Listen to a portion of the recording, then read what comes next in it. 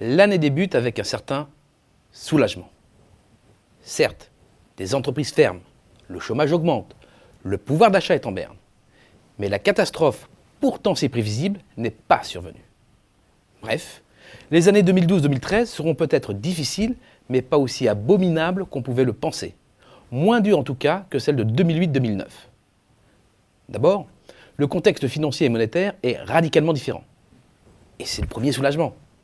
L'objectif majeur de la Banque centrale européenne, mais aussi de la Fed aux États-Unis ou de la Banque d'Angleterre, est bel et bien d'éviter un crédit crunch. Concrètement, les établissements financiers ont maintenant guichet ouvert auprès des banques centrales. Certes, les banques sont frileuses pour prêter, mais elles ne devraient pas refermer le robinet du crédit. Et comme vous pouvez le voir, les taux interbancaires se sont également relâchés.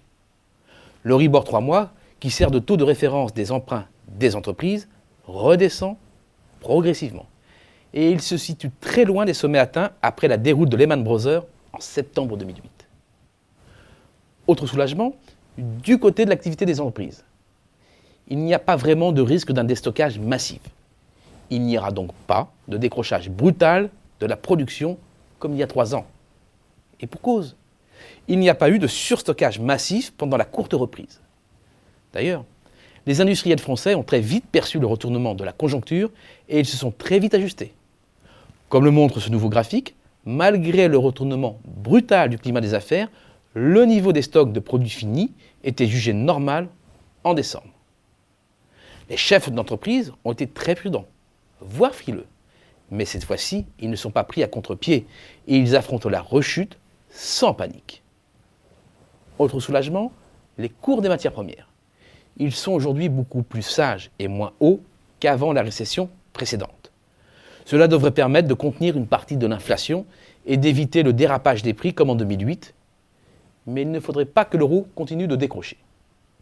Justement, que faut-il penser de la baisse de l'euro? Côté face, le prix des matières premières et des biens de consommation va augmenter. Mais côté pile, c'est une opportunité pour les industriels français dont la compétitivité coût est en mauvais état. Alors bien sûr, la menace du scénario du pire ne peut pas être écartée. Le pire, c'est l'éclatement de la zone euro, ou le défaut d'un grand pays et la propagation de la crise au niveau mondial. Plus personne ne parle à ce sujet d'hypothèses fantaisistes. Nous sommes lucides et nous ne jouons pas la politique de l'autruche. Mais disons-le tout net, ce scénario catastrophe n'est pas chiffrable.